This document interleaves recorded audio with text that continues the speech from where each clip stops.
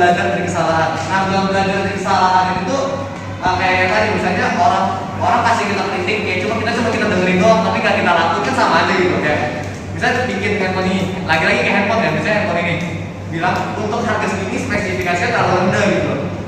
Kalau misalnya kita bikin doang, emang bisa berubah gitu loh peminat kita.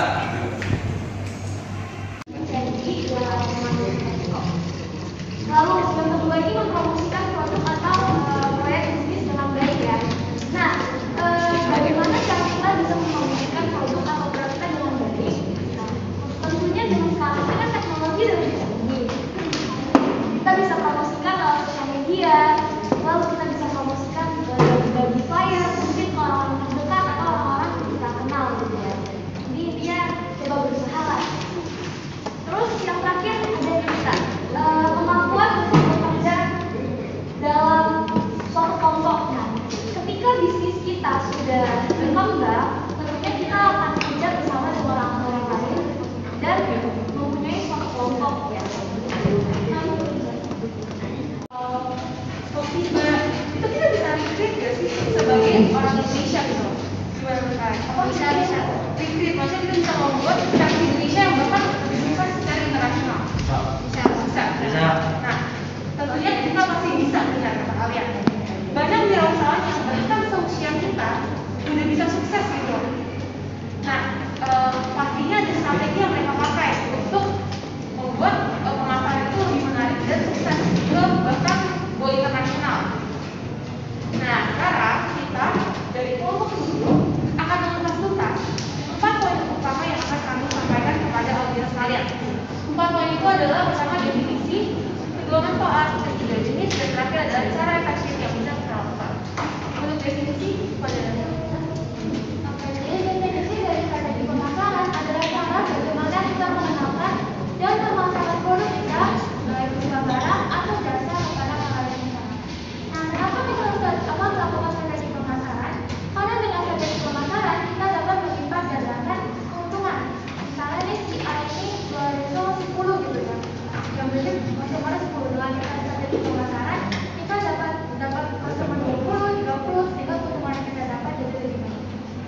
Kemudian kita masuk ke manfaat dari strategi pemasaran. Gak mungkin perusahaan besar akan menerapkan strategi pemasaran kalau nggak ada manfaatnya. Jadi apa aja sih? Pertama kita ada motivasi. Adanya strategi pemasaran itu akan meningkatkan motivasi pada manajemen perusahaan dengan tujuan menjaga keberlangsungan perusahaan tersebut. Jadi kalau kita ada strategi pemasaran, kita akan ada tujuan yang jelas dan cara dan struktur strategi yang jelas. Jadi kita bisa melihat jelas apa yang ingin kita capai sih, apa yang ingin kita gapai, dan hal itu akan memotivasi diri kita sendiri dan pelaku usaha lainnya. Jadi tetap membara gitu. Terus kedua ada koordinasi pemasaran. Strategi pemasaran ini akan membantu kita untuk mengkoordinasi diri kita sehingga menjadi lebih terarah dan akhirnya akan lebih efektif dalam mencapai tujuannya. Jadi kita bisa mengatur tiap divisi itu harus ngapain aja, bisa kita koordinasi, jadi sehingga akhirnya dapat bekerja sama dengan baik dan menjalankan tugas sesuai dengan strategi yang sudah kita tentukan. Terus ada lagi merumuskan tujuan perusahaan. Jadi strategi pemasaran ini bukan hanya alat yang digunakan untuk mencapai sebuah tujuan, tetapi juga menjadi hal yang membantu kita untuk merumuskan tujuan yang ingin kita capai itu sendiri. Jadi kita ketika membuat strategi pemasaran, otomatis kita juga akan didorong untuk membuat dan memperhitungkan secara semua detail tujuan yang ingin kita capai, maupun baik itu tujuan dalam jangka panjang atau tujuan dalam jangka pendek. Pertama, kalian tuh harus menentukan target kalian. Misalkan nih kalian ingin menjual susu domba, kan nggak mungkin kalian menjual itu kan ke anak-anak kecil yang tahu apa sih makan susu domba gitu kan. Dia siapa yang cocok itulah yang menjadi target kalian. Paham? Ya kan? Oke. Yang kedua adalah wawasan.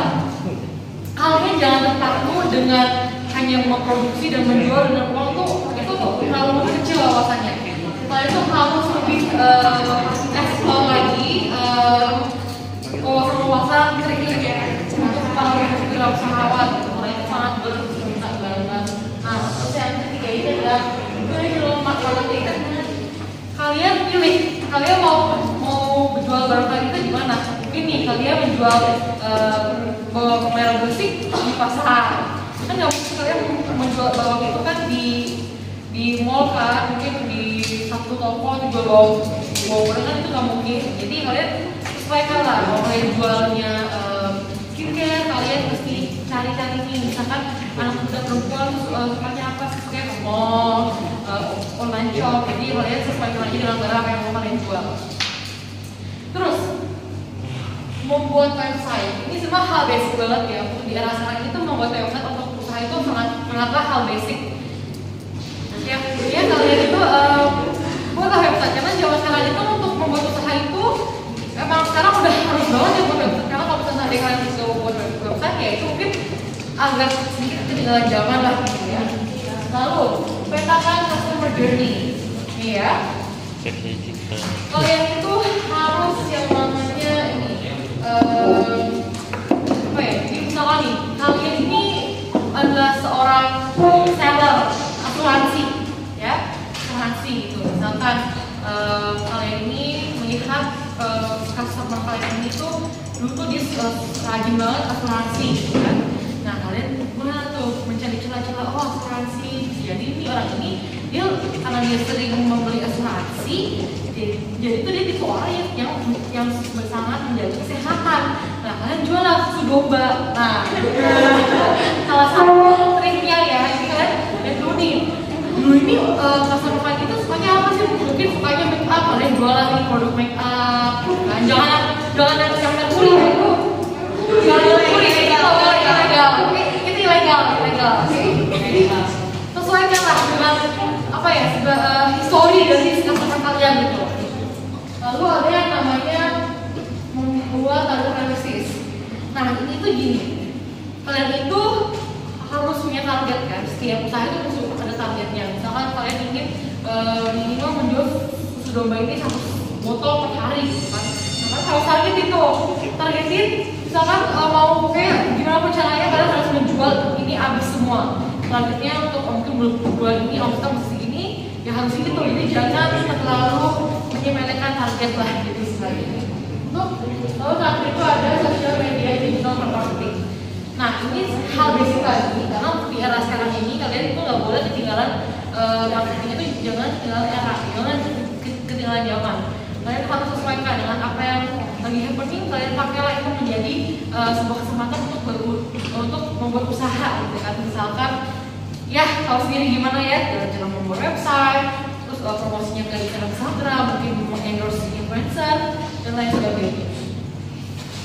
Oke, selanjutnya mungkin ini ada beberapa poin-poin penting nih yang biasa ada lumayan disepelein nih buat kita sama-sama wirausahawan di masa depannya. Terus kita mungkin Jadi kalau menurut kalian apa sih yang bakal terjadi kalau kita ngendarain mobil tapi kenapa?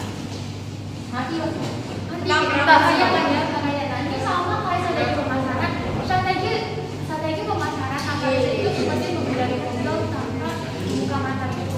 Nah di sini hal-hal yang penting itu pertama kalau kita tahu kayak di Google gitu ya, kita kasih data-datanya, terus prediksi gitu. Lalu yang feedback-nya lebih bersifat secara langsung dan itu biasa di kelompok perusahaan gitu. Jadi teman kita misalnya, oh kamu seperti ini loh, lebih baik begini loh. Lalu yang kuesioner itu bentuknya tabel skala 1 sampai 5, kira-kira mana sesuai mana sehingga target itu lebih sesuai. Dan semua ini kita tahu, misalnya kayak WhatsApp, Shopee, ada pakai Shopee, Tokopedia, Peleter ya.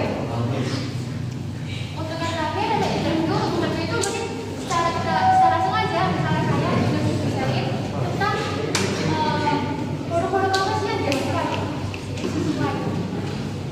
Nah sebagai penutup presentasi kita mau sampaikan satu quotes yang kita pilih, semoga bisa menjadi motivasi juga bagi kalian ya, yaitu idea, plan, and action.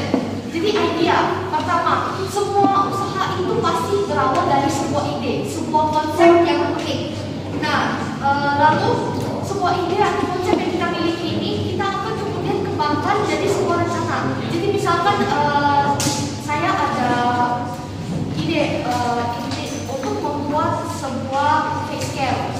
Face camnya ini yang bisa 13-in-1. Jadi terus ide ini kemudian kita pindah ke plan. Ide ini akan saya aktualisasikan. Sebelum kita mengaktualisasikan ide kita ini, kita perlu membuat sebuah rencana. Karena sebuah rencana yang matang itu akan menjadi landasan atau fondasi untuk ide-ide kita bisa berkembang menjadi kenyataan. Karena sebuah landasan itu akan mendukung semua tindakan dan semua menggunakan semua sumber daya yang sudah dispesifikkan di dalamnya.